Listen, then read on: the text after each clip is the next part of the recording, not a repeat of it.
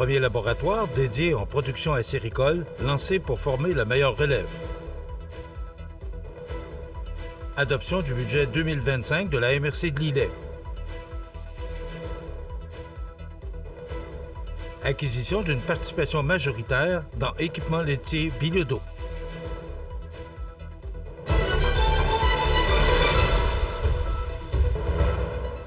Jeudi 5 décembre 2024. Bonjour mesdames et messieurs, bienvenue à votre bulletin d'information sur le réseau de télévision CEMA TV. C'est le vendredi 29 novembre dernier que le Centre de formation agricole de Saint-Anselme inaugurait le tout premier laboratoire dédié au diplôme d'études professionnelles en production acéricole. C'est à l'automne 2023 que Patrice Goupil, enseignant en acériculture au Centre de formation agricole de Saint-Anselme, partage un rêve de réunir les meilleurs équipements des principaux équipements du domaine acéricole afin de former les élèves sur chacun des appareils, permettant ainsi de mieux les préparer pour le terrain, soutenu par le directeur de l'établissement, André Labrec, soucieux d'offrir aux élèves la meilleure formation possible. Ainsi, l'enseignant entame les démarches et cumule les réponses positives de tous les partenaires majeurs qui ont, pour objectif commun, d'offrir la possibilité à la relève de se former dans un environnement d'apprentissage stimulant où il est possible d'expérimenter différents outils à la fine pointe de la technologie disponibles sur le marché afin de peaufiner leurs connaissances, développer leurs techniques de travail et en apprendre plus sur les spécificités de chacune des marques. Ce partenariat permet aux élèves d'avoir accès à près de 200 000 $ d'équipements, notamment des bassins, des machines pour l'osmose et des pompes, dans un local, le premier dans la province, à être doté des meilleurs équipements provenant des principaux équipements du domaine acéricole. Les partenaires du projet, unanimes que former une relève compétente et qualifiée est une priorité, ont tous décidé d'embarquer dans le projet en prêtant généreusement leur matériel. Comme le projet est évolutif, les équipements pourraient être remplacés au fil des ans, assurant un laboratoire toujours équipé des plus récentes technologies. Les élèves sont très motivés par cette belle collaboration et reconnaissants d'avoir la chance d'essayer les différents équipements pendant leur formation et de pouvoir les manipuler et analyser leurs caractéristiques sur le terrain. Ces étudiants seront donc en mesure de faire des choix d'équipements qui correspondront davantage à leurs besoins et leurs réalités en entreprise. Messieurs Goupil et Labrec ont tenu à remercier chacun des partenaires pour avoir uni leurs forces et en faire profiter les futurs producteurs acéricoles, et ce sont les producteurs québécois qui en sortiront gagnants. C'est lors de la séance du 27 novembre dernier que le Conseil des maires de la MRC de Lillet adoptait son budget pour l'année 2025 qui s'élève à 5 89 264 $ par rapport à l'exercice précédent de 2024 qui était de 4 844 033 $, représentant une augmentation de 5,1 % pour la prochaine année. La contribution essentielle au financement des services et projets de la MRC, les quotes-parts des 14 municipalités de la MRC, augmenteront de 2,2 % pour l'année 2025. Excusez-moi. Cette augmentation se conjugue avec une croissance notable de la richesse foncière uniformisée qui s'élève à 12 % par rapport à l'année précédente. Les quotes-parts des municipalités permettent de répartir équitablement les coûts des services et des projets régionaux entre chacune des 14 municipalités de la MRC. Ces contributions, calculées en fonction de la richesse foncière de chacune d'elles, constituent une part essentielle du budget. Les quotes-parts assurent également le bon fonctionnement des services tels que l'aménagement du territoire, la gestion des matières résiduelles, l'évaluation foncière, la sécurité incendie, le développement économique, ainsi que le développement local et régional. En regard des projets en cours pour 2025, on nous informe que la convention collective de la MRC de Lillet, qui date de 2016, est échue depuis le 31 décembre 2023 et serait en cours de renouvellement. À cet effet, une augmentation importante de la masse salariale serait à prévoir, incluant des montants rétroactifs pour 2024 et qui, selon la MRC, garantirait une rémunération équitable et compétitive pour l'organisation. Aussi, la MRC de Lillet a pour mandat de réaliser un plan climat dans le cadre du plan pour une économie verte 2030, une mesure émise par le gouvernement du Québec qui devra inclure des initiatives visant, entre autres, à adapter ses collectivités au changement climatique. Ce budget traduit notre engagement à relever les défis économiques, sociaux et environnementaux auxquels fera face notre région. Nous remercions nos municipalités pour leur collaboration et leur contribution essentielle au développement durable de notre territoire, a déclaré Normand Caron, préfet de la MRC de Lillet et maire de Saint-Jean-Port-Joli. Acquisition d'une participation majoritaire dans Équipement laitier Bilodeau. On vous donne plus de détails après la pause. Fenplast, c'est le plus important manufacturier de portes et fenêtres au Québec. Un produit recommandé par Protégez-vous au printemps 2024. Vous pensez portes et fenêtres? Passez voir notre équipe à la boutique Fenplast Montmagny au 228 Chemin des Poiriers ou sur fenplast.com. Découvrez nos soins infirmiers à votre Uniprix Daniel Lachance. Consultation voyage, vaccination, injection de médicaments, dépistage et traitement de l'autisme, test prénatal harmonie et encore. Des soins d'exception au cœur de votre quotidien au Uniprix Daniel Lachance, 5 boulevard Taché-Ouest. Animalerie Montmagny, on aime vos félins, parfois taquins. Oui, vos chiens, même les coquins. Vos oiseaux qui chantent en duo, c'est pour l'amour des animaux. Animalerie Montmagny, pour l'amour des animaux. Les 7 et 8 décembre, plusieurs exposants vous attendent au marché de Noël à la Vigie de Saint-Jean-Port-Joli. Retrouvez une foule d'idées cadeaux à offrir dans l'ambiance des arts et des fêtes. Des trouvailles et des découvertes pour tous les goûts au marché de Noël de Saint-Jean-Port-Joli cette fin de semaine. Vous regardez CMA TV, le réseau de l'information sur la Côte-du-Sud.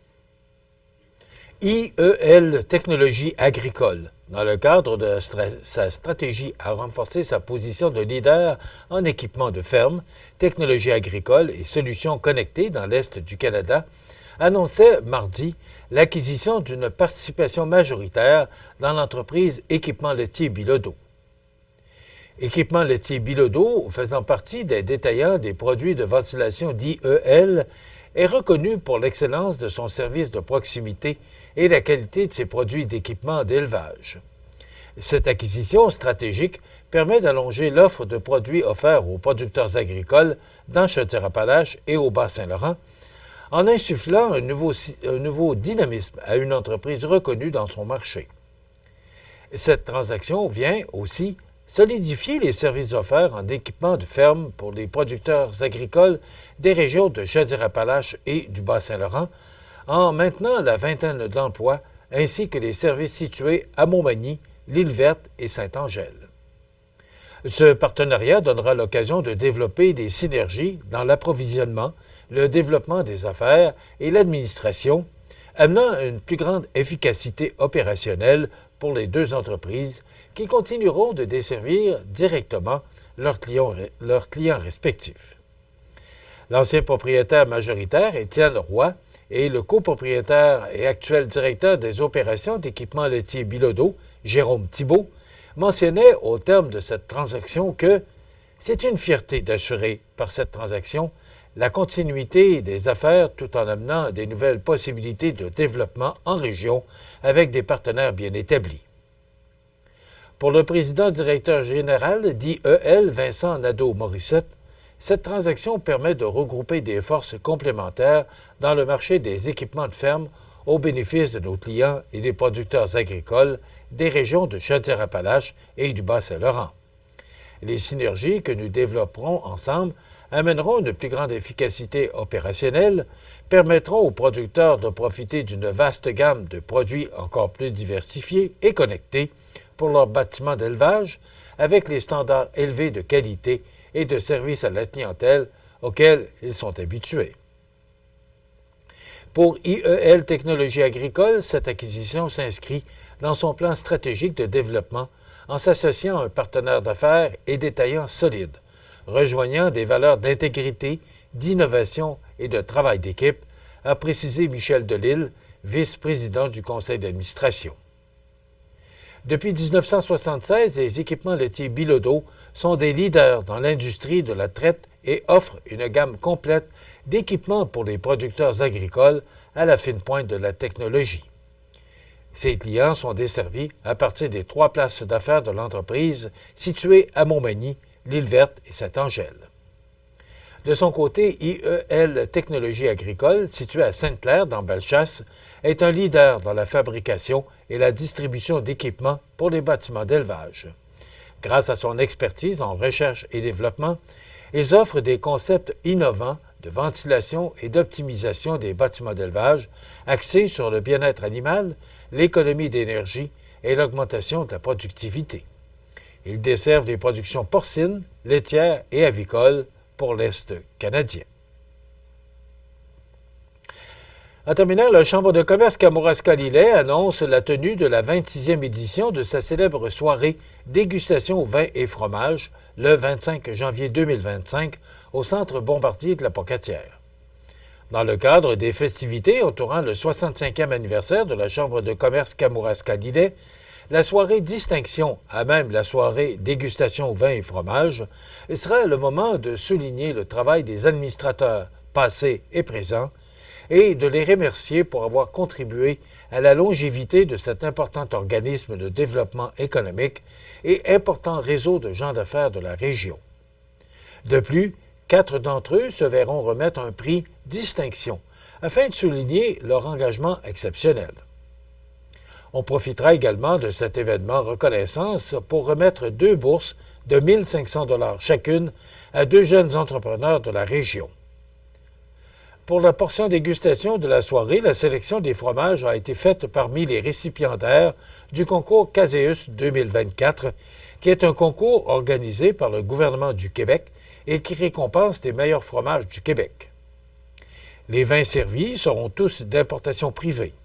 Une sélection exclusive pour la soirée a été préparée en accord avec les fromages qui seront servis et seront présentés et commentés, entre autres, par Mme Denise Brault, sommelière invitée, passionnée de vin, originaire de Lyon en France, résidant maintenant au Québec. Pour la remise des bourses aux jeunes entrepreneurs, la Chambre de commerce Kamouraska-Lillet annoncera bientôt l'ouverture du dépôt des candidatures et dévoilera ses précieux partenaires dans cette initiative. 2 récipiendaires seront sélectionnés parmi les finalistes et membres de la Chambre de commerce Kamouraska-Lillet, dont l'un dans la MRC de Lillet et l'autre dans la MRC de Kamouraska.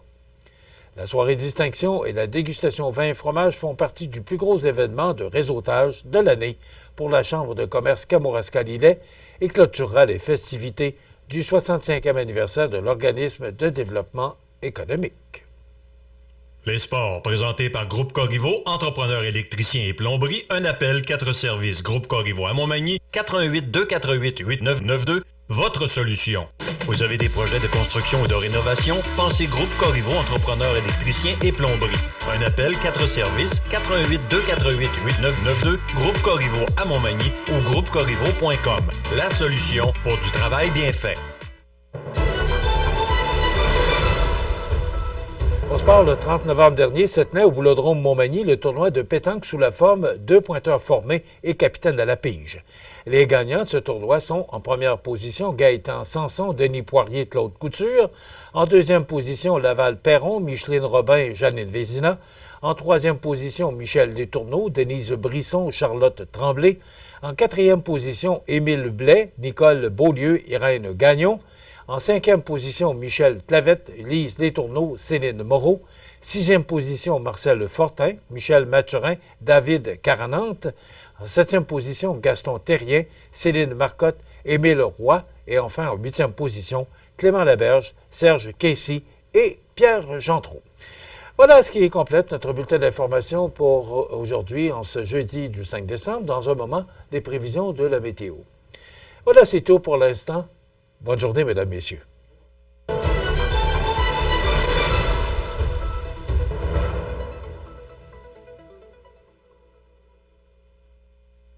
Les Caisses Desjardins de Montmagny-Lillet. fier partenaire de l'émission Bonjour Côte-du-Sud.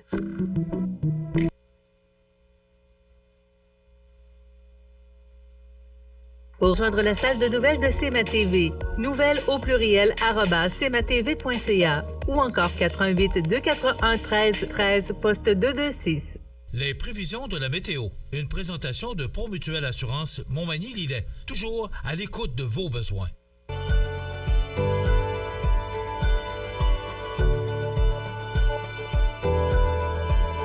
Besoin d'assurance? Promutuelle Assurance. 88 248 7940. La la la la la la la. Alors, lorsque j'étais dans le monde de la radio, je me plaisais toujours, lorsque la première neige tombait, de faire entendre à nos auditeurs promenade en traîneau. Mais aujourd'hui, c'est que le temps nous manque un peu. Mais quand même, il neige à l'extérieur et on parle de 5 cm. Et si on regarde l'image de satellite, là, ben voilà, c'est un important système qui nous affecte là, et qui sera là jusqu'à demain.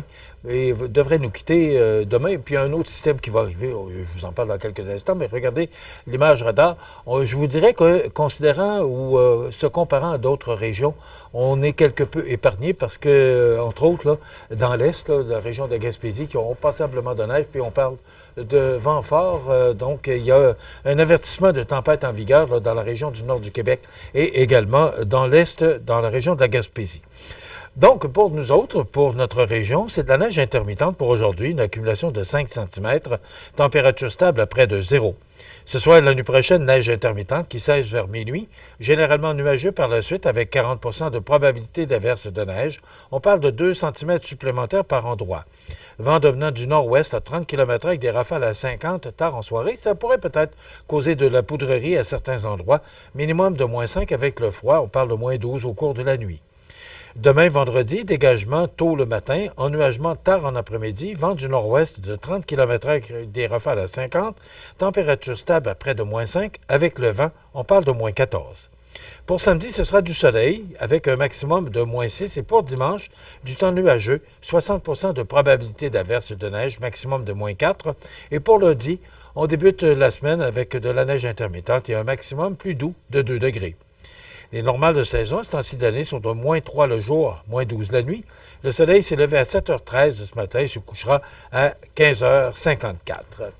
Il fait actuellement moins 1 degré à l'extérieur des studios de CMA-TV. Les vents soufflent de direction nord-est à 13 km/h. L'humidité est à 89 % et la pression barométrique est à 99,8 kPa. Pour le bateau qui fait la navette entre Montmagny et l'île aux Grues, le premier départ est à 6 h ce matin, le deuxième à 8 h. C'est son passé. Maintenant, le prochain est à 17 h. Les départs de Montmagny maintenant, 7 h, 8h45, donc dans quelques minutes, et 18 h. Voilà, c'est de la neige intermittente et ça devrait nous suivre jusqu'à demain matin. Maintenant, pour le menu de cette journée du 5 décembre, on vous propose dans quelques instants la chronique « Cultiver sa santé mentale » avec Mélissa Boilard, qui est directrice générale du Trait d'Union, l'organisme Trait d'Union. Et on reçoit ce matin M. Francis Rouleau, qui est directeur général, et Pablo Paradis, président du conseil d'administration du magasin Coop IGA. On sait que mardi soir, c'était l'Assemblée générale annuelle. Donc, on fera le point là, sur les principaux événements là, qui se sont passés tout au cours de l'année. Puis aussi, les chiffres. On va parler des chiffres très intéressants que le magasin a présentés mardi soir. Il y aura la chronique de la pouponnière et bien sûr, on parlera d'actualité. C'est le menu de cette émission de ce jeudi 5 décembre. Je vous souhaite donc une excellente journée et une bonne émission à notre antenne.